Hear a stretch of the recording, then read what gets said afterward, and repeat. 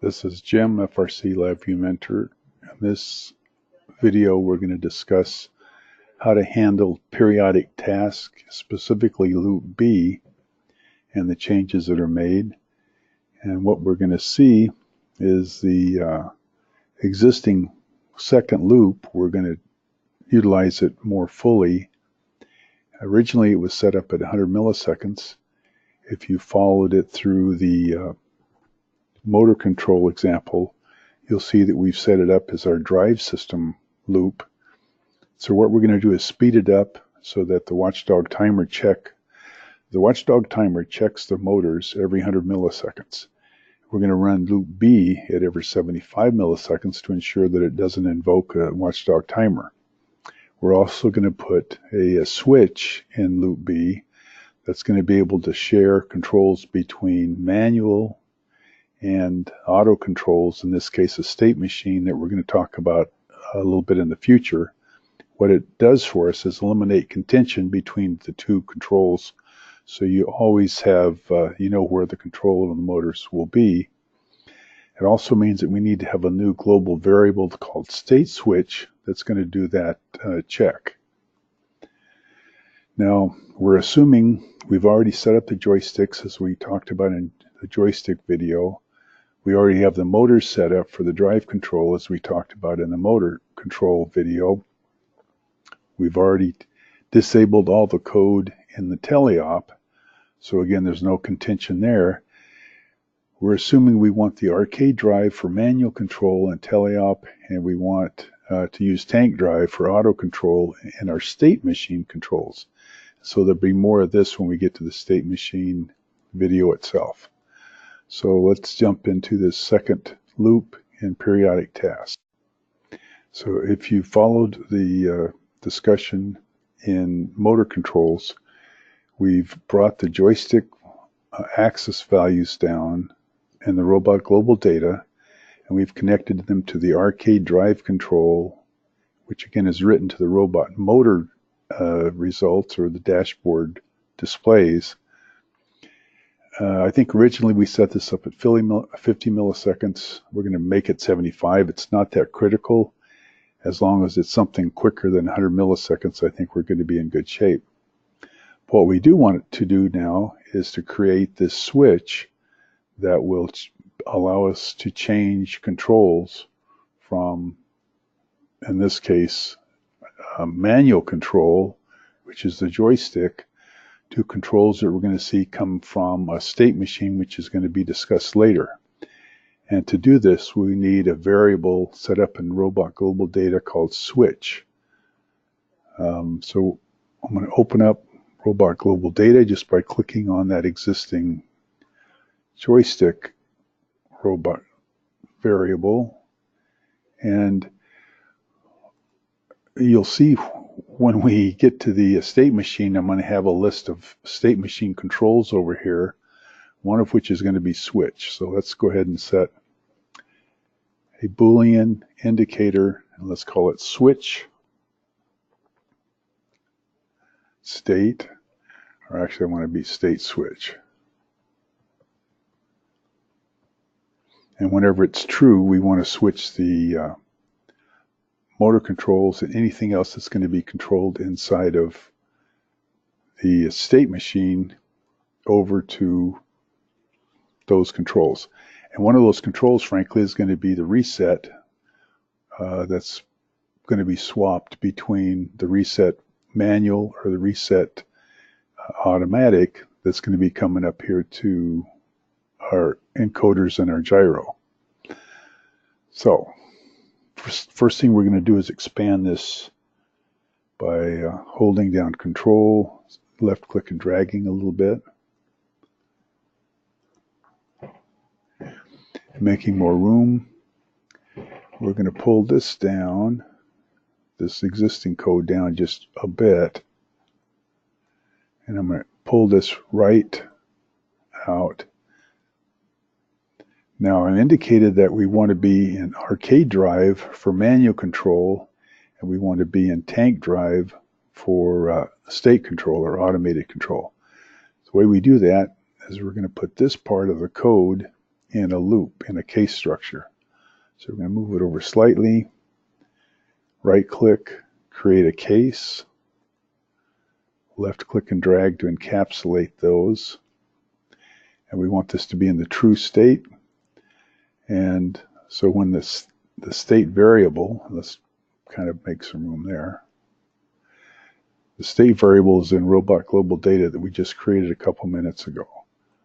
I'm going to drag a copy out here. I'm going to find the state switch. When it's true, I want it to be in state control. So let's change this state to false. So when this state switch is false, we're going to be in manual control, which is what we have right here.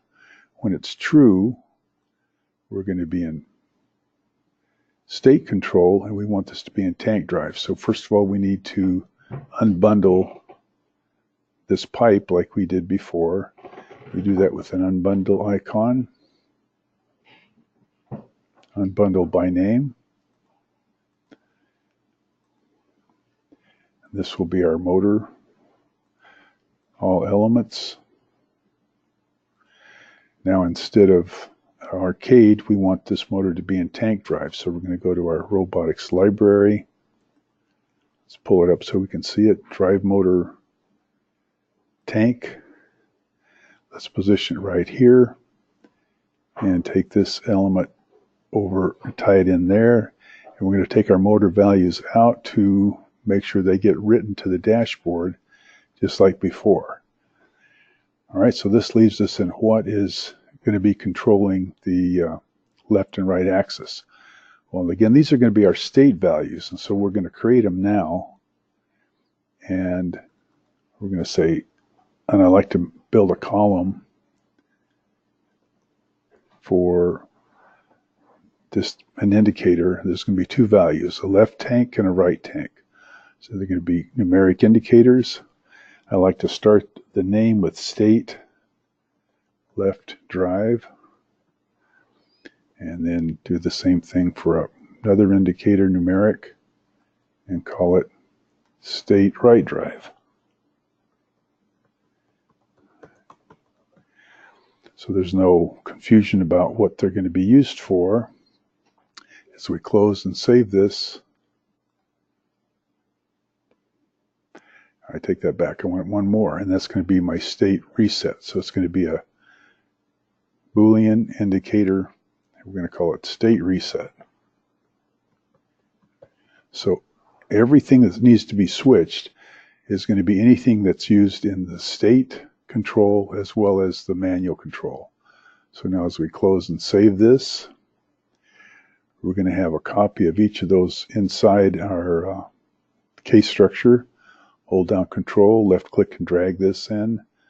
First one's going to be the state left drive.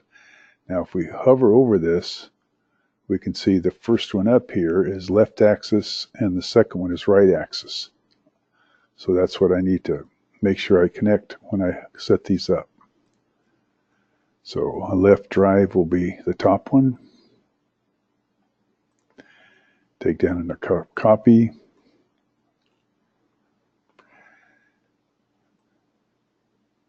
Make this the state right drive. Hook it into the second one. Now, watch this little bit of a maneuver here. I want inside this to be my state reset control, which is right there. And what it's going to control is the reset value that's up here. So I'm going to take a copy outside, change this to to write, make this my reset. This would be an intermediate variable now.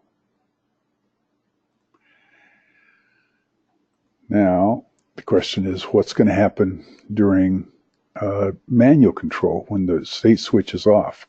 When it's false, then I want button, and I've decided this in the previous, I want button 7 to control my reset.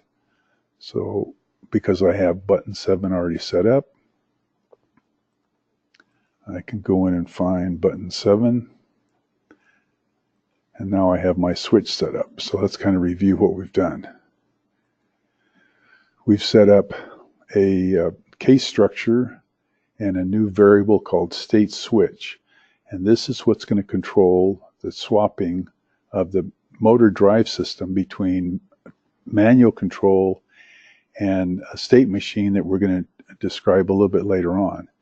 When that variable is false, then our joystick is controlling arcade drive and our joystick button 7 is controlling reset. When the state switch is true, in other words, when we're in the state machine controlling the robot, then the state variables that's in our state machine will control the tank drive, and the state will control the reset of the encoder and the gyro.